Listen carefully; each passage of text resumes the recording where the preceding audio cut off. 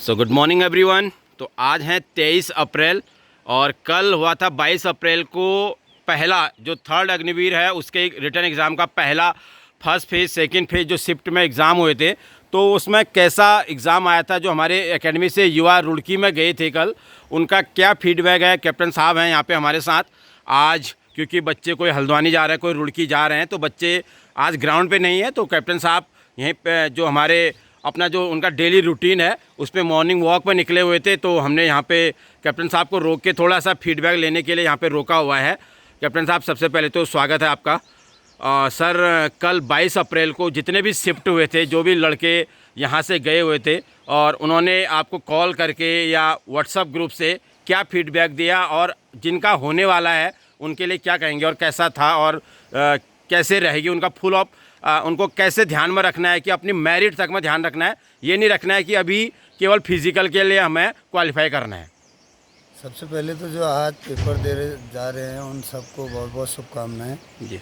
और जो कल पेपर हो गया है उन बच्चों का फीडबैक आया है कि मतलब पेपर बहुत ही जितना उनने पढ़ा था उससे काफ़ी हल्का पेपर आया है। हाँ। पर हल्का आया है तो उसमें ज़्यादा उछलने की ज़रूरत नहीं है क्योंकि सभी के लिए हल्का है वो।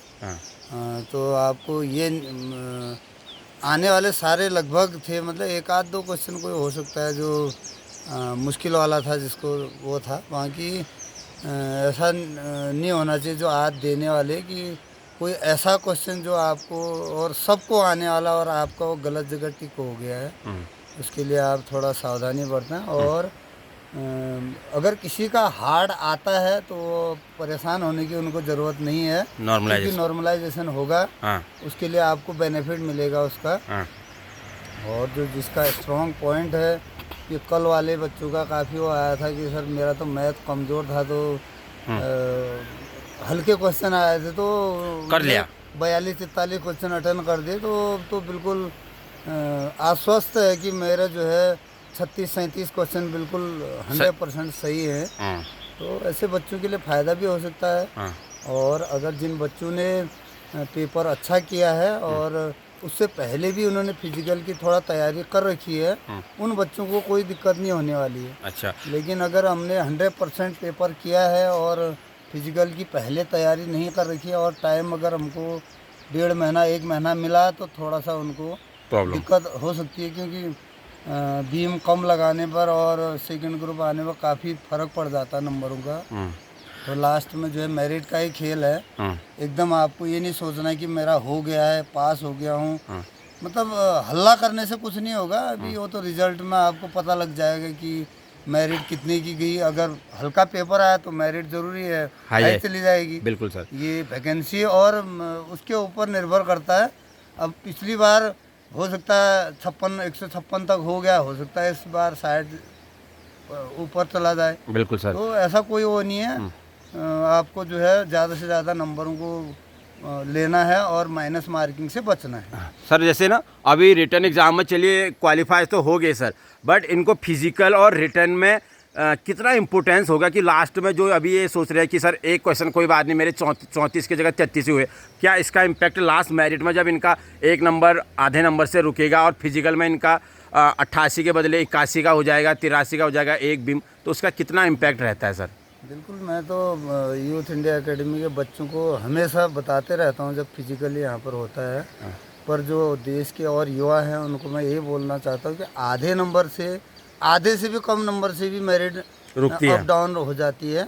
तो उसके लिए आपको ज़्यादा से ज़्यादा नंबर वो लेने हैं। और अगर आपने एक सवाल भी अगर आपने ज़्यादा अटेंड कर दिया है, गलत सवाल को आपने अटेंड कर दिया, तो आपको मेरिट से हाथ धोना पड़ेगा, पूरा साल आपका बर्बाद हो जाएगा। और एक चिन्ह कम लगाने में बिल्कुल। एक बच्चे का फ़ोन आया था हमारे पास, मैसेज भी आया था कि सर मेरे तो 164.5 आए थे, पर उस बच्चे का बीम 9 ही थी तो 7 नंबर कम हो गए। तो 7 नंबर तो बहुत ही ज़्यादा होते हैं। अगर 171 में पहुंच जाता सर, वो तो कोई सवाल ही नहीं है उसमें।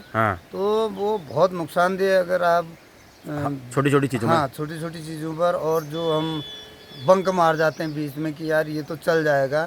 और घर में भी सब लोगों को ये पता है कि पेपर बहुत बढ़िया गया है, लेकिन अब उनको ये नहीं पता है कि एक एक नंबर का कितना महत्व है। बिल्कुल। लास्ट में फिर वो तो मेरे से कमज़ोर था और भर्ती हो गया है। पता नहीं उनके दिमाग में फिर वो शक वाली बात शुरू हो जाती है, कहीं कोई इस टाइप की बात तो नहीं है, हाँ। कोई लेने देने की बात तो नहीं है। बोलो उसको आपको बिल्कुल नज़रअंदाज करके हाँ। आपको अपनी तैयारी करनी है। और पेपर ख़त्म होते ही मैंने बताया कि अगले दिन आपको तुरंत ग्राउंड में पहुंचना है। थोड़ा सा अपने जो भी पेपर, जितने भी शिफ्ट के पेपर हुए उनका पूरा एनालिसिस करके एक बैंक, जो इस बार का बैंक पिछली बार का बैंक, ऐसे बनते बनते थोड़ा बैंक भी बन जाएगा। बिल्कुल सर। और आने वाले बच्चों को इसका हो सकता है फ़ायदा भी हो सकता है थोड़ा गाइडलाइन मिल जाएगी, पक्का आगे को फिर फिजिकल की तैयारी करेंगे। बिल्कुल सर, बिल्कुल। तो ये थे कैप्टन नारायण सिंह जी। बिल्कुल पहले दिन का जो फीडबैक था, बहुत ही बेहतरीन फीडबैक है। जो पेपर है वो एवरेज पेपर है, मतलब जिन बच्चों ने थोड़ा सा, जिनका हाई स्कूल लेवल तक, जिन्होंने अपने मेहनत से अच्छे से पढ़ाई की है और थोड़ा बहुत 2-4 महीने पढ़ रखा है, तो वो आसानी से इस पेपर को लगभग 80% कर पा रहा है, ये कहना है। और क्योंकि कैप्टन साहब ने तो लास्ट 3-4 महीने 1.5 2-2 घंटे की लगातार मैराथन क्लास चलाई थी, चाहे जनरल स्टडी की है, मैथ्स है, रीजनिंग है, तो और उसका भी संडे वाइज एग्ज़ाम भी लिया हुआ था। तो बच्चों ने बहुत अच्छा कर रखा है। तो आप लोग भी, जो भी अभी जिनका होना है, आप लोगों को बेस्ट ऑफ लक। आराम से कूल एंड काम होके एग्ज़ाम दीजिए। जितना मेहनत कर रखिए, अपने आप पे भरोसा रखिए, डेफिनेटली अच्छा होगा। तो उसके बाद जो भी चीज़ें रहेंगी आगे की फिजिकल की प्रोसेस, कैप्टन साहब से फिर बात करेंगे। अभी के लिए इतना। Have a good day to you all.